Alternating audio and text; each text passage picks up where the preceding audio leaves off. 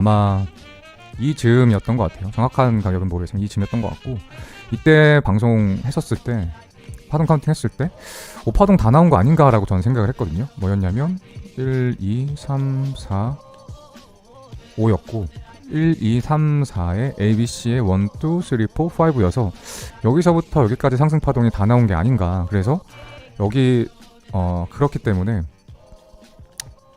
이 구간에서 숏을 들어가는 게 맞고, 그 다음에 1차 목표 가격을 한 618 정도 잡았으면 될 것 같다. 이제 이렇게 말씀을 드렸습니다. 이 정도. 그랬는데 어쨌든 이 618이라는 가격보다 이 전고 여기 가격을 먼저 넘겼죠. 그래서 저도 사실 그때 숏이었는데 여기서 역지정이 나갔고, 역지정이 나갔다는 건 손절좀이 나갔다는 거죠. 손절좀이 나갔고 포지션은 다시 잡지 않았습니다. 그래서 그 뒤로 쭉쭉 떨어지더라고요. 그래서 이걸 보고서 제가 지난번 방송했던 거 보고서 카운팅을 하나를 잘못했구나. 그러니까 카운팅을 통해서 마지막 파동이 여긴 줄 알았는데 마지막 파동이 여길 수도 있겠구나라는 생각이 하나가 먼저 들고, 내가 카운팅을 잘못했구나 라는 생각이 들고, 카운팅을 제대로 했었으면 러닝 플랫이겠죠. 이때 러닝 플랫 나왔던 것처럼. 그래서 두 가지 가능성이 다 지금은 있는 것 같아요. 두 가지 가능성이. 카운팅이 맞았을 수도 있고 틀렸을 수도 있고, 무조건 틀렸다고 보기 힘들고, 맞았다라고 하면 이게 러닝 플랫인 거고, 그렇다라고 하면 1파 러닝 플랫 2파, 3파 러닝 플랫 4파, 618 정확히 지금 찍었고 5파 올라가면 이제 임펄스 파동 5파동 완성되는 거거든요. 이러면 지난번에 약간 제가 농담식으로 약간 속된 말을 썼는데, 만약에 여기서부터 시작된 파동이 상승 5파동이 정확하게 나오면, 그러면 조정 파동 때는 입던 반스까지 팔아서 매수해야 된다. 그러면 다시 이런 식으로 올라갈 테니까. 그래서 여기는 무조건 매수해야 되는 자리다. 입던 반스까지 팔아서 현물을 사건 선물을 사건 매수를 해야 되는 자리다라는 말씀을 드렸었고, 지금도 그 생각에는 변함이 없습니다. 두 번째로는, 만약에 카운팅이 제가 틀린 거였다라고 하면, 그러니까 카운팅이 맞았다라고 하면 다시 말씀드리면 1, 2에 3, 4에 5파동 나오고 조정파동 나온 다음에 다시 상승 가는 그림이겠죠. 근데 카운팅이 틀린 거라고 하면 그 말은 뭐냐면, 결국에는 이제 이게 A, B, C로 여기까지 올라왔을 수가 있다는 거죠. 그 말은 이제는 하락을 봐야겠죠. 왜냐면 3파동이 완성됐으니까 ABC. 그래서 전 뭘 봤냐면, 이게 만약에 ABC였다라고 하면, 그러면 ABC A파동이 나온 거고, 다시 ABC B파동이 나올 거고, 다시 ABC로 C파동이 나와서 이렇게 올라가는 그림이 나올 수 있지 않을까.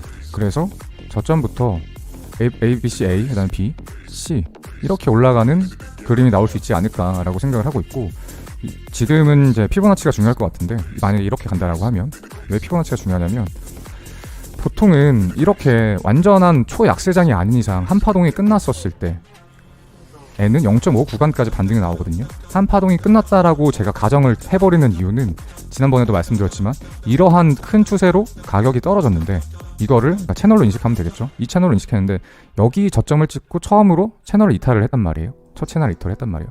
그러면 여기서부터 시작된 하락 파동이 여기서 끝난 거고, 그렇다라고 하면 추가 하락이 이어지더라도 반등 이후에 추가 하락이 이렇게 이어지는데, 그럼 반등 파동의 크기는 전체 파동의 0.5 구간까지는 대부분은 가주거든요.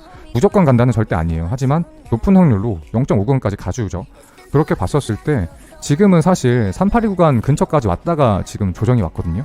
382부터 만약에 물론 저점을 갱신할 가능성도 있어요. 이 저점을. 그렇지만 0.5를 찍고 갈 가능성보다는 낮다는 거죠. 더 적다는 거죠. 그러면 우리는 이 0.5까지 갈 가능성을 더 높게 보고 트레이딩 전략을 짜야 되는데, 그렇게 봤었을 때 ABC A로 상승하고 ABC B로 하락을 했다가 C웨이브로 올라가는 일반적인 파동의 형태를 봤었을 때, 지금 여기서 조정이 나왔었을 때 지금 가격이 떨어지고 있죠. 첫 그 매물대 구간이 여기였죠. 여기서 쌓고 올라갔으니까. 그래서 여기서 지지를 받을 수 있어서 여기에서 A파동이 완성되고 B파동이 올라왔다가 다음 이제 C파동이 내려갈 건데, C파동 매물대는 382 구간이 가장 유력하거든요. 그렇게 봤었을 때 A파동에 대한 조정은 382 구간 정도까지 갈 확률이 가장 높고, 그러면 A파동이 완성되고 B파동이 완성됐을 때 C웨이브는 보통 1대1 익스텐션, 그러니까 A의 크기와 C의 파동의 크기가 똑같다라고 찍게 되는데, 그러면 0에서 A, 그 다음에 382까지 조정을 하는 게 매물대 구간상 맞으니까 여기를 찍으면 1대 익스텐션이 0.5 구간 정확히 나와요. 아까 이 신선이 어디였냐면, 이 전체 하락했던 한 채널 있죠? 여기 0.5 구간이 여기거든요. 그런데 공교롭게도 만약에 이렇게 정석대로 비트코인이 A파동이 나오고 매물대 구간이 382 구간까지 떨어졌다가 1대1 익스텐션 크기로 C파동까지 가게 되면, 그러면 0.5 구간 이 흰 라인까지 딱 떨어지거든요. 그래서 이게 만약에 이렇게 된다라고 하면 우연의 일치는 아니겠죠. 왜냐하면 수치가 너무 정확하기 때문에.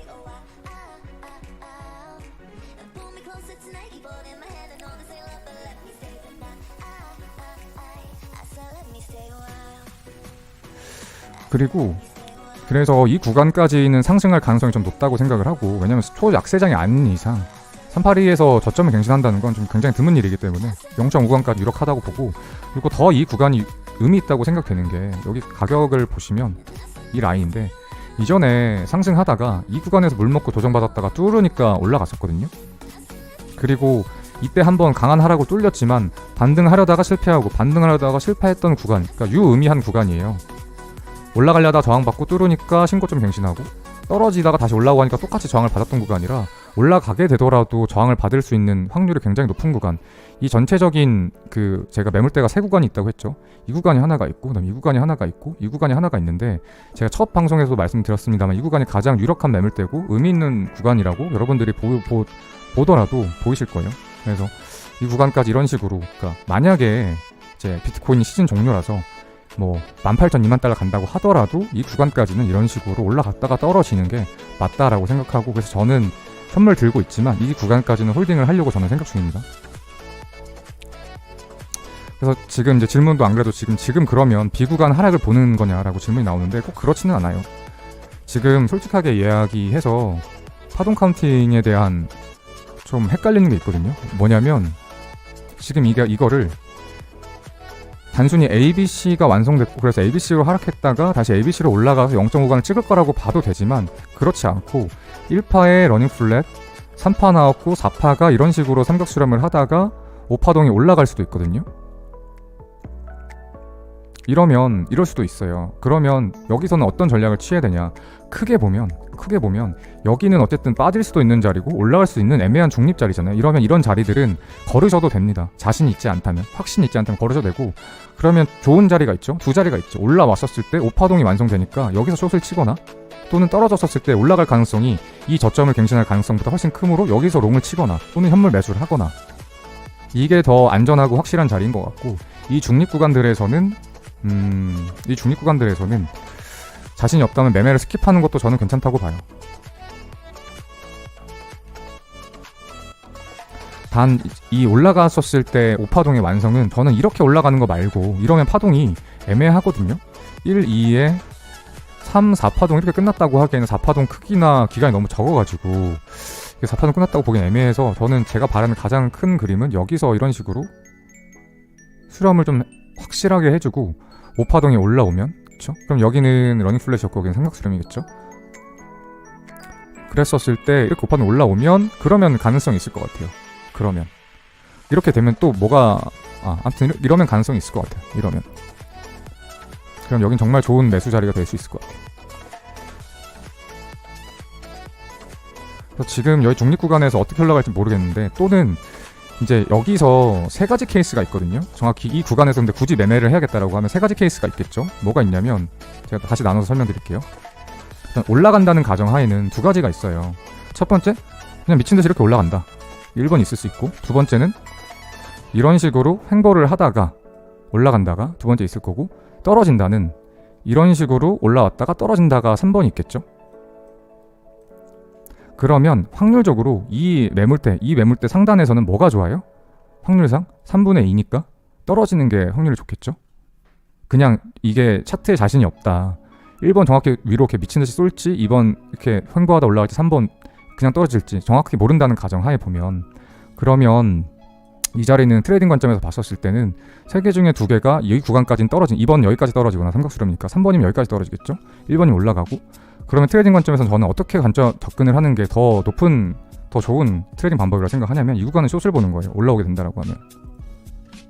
그러면 3분의 2 확률로는 3분의 1 확률로는 여기까지 떨어지거나 또는 여기까지 떨어지거나 또는 3분의 1 확률로 손절이 나올 수도 있겠죠. 하지만 높은 확률이라는 거죠. 66.6%의 승산이 있는 게임인 거고, 그리고 이 66.6%의 승산이라는 트레이딩을 했었을 때 손절을 하게 된다라고 하면 여기서 손절이 나가겠죠.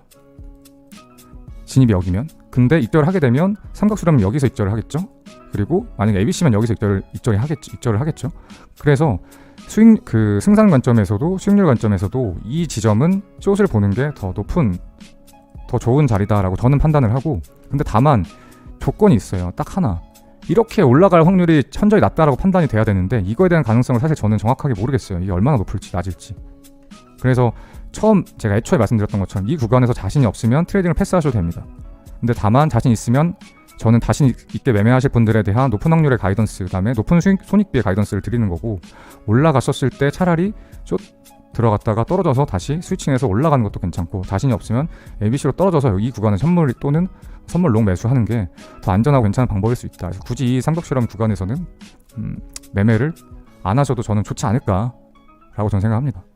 어쨌든 이 제가 드리는 모든 차트 분석에 대한 말씀은 여러분들이 참고해서 매매해라가 아니고 나라면 이렇게 하겠다라고 여러분들한테 교육용으로 말씀을 드리는 겁니다. 우측 상단에 보시면 매수 매도 하시는데 참고하지 말라고 제가 항상 당부를 해놓죠.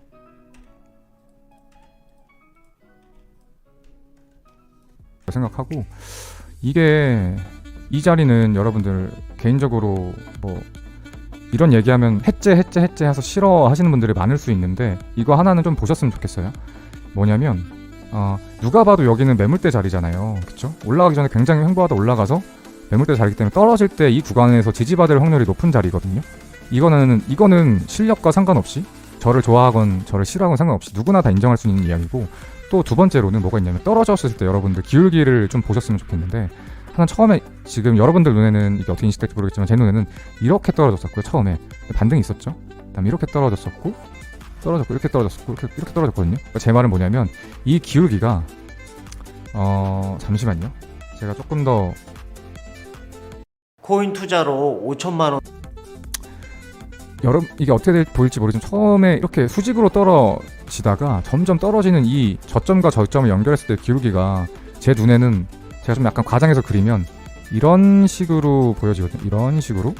그러니까 여기는 급락했다는 거는 당연히 급락했기 때문에 경사가 높은 거고, 급락했다는 거는 매도 압박이 심했다는 거죠. 그냥 가면 갈수록 밸런스가 맞아가는 거죠. 이게 평행이 됐다는 건 결국에 가격이 폭락하다가 옆으로 횡보를 시작했다는 건 매수에 대한 압력과 매도에 대한 압력이 균형을 이루어서 더 이상 하락이 멈췄다는 걸 의미하잖아요. 이렇게 라운딩 처리돼서 이렇게 사이드웨이로 갔다는 건, 그렇죠? 근데 지금 이제 보시면 이 매물대가 명확하게 있는 구간에서 이렇게 라운딩 처리가 되고 있는 게 보이시죠? 이게 조금 제가 억지해서 그린다고 여러분들 생각하실 수도 있는데, 직접 보시면 이런 느낌이 올 거예요.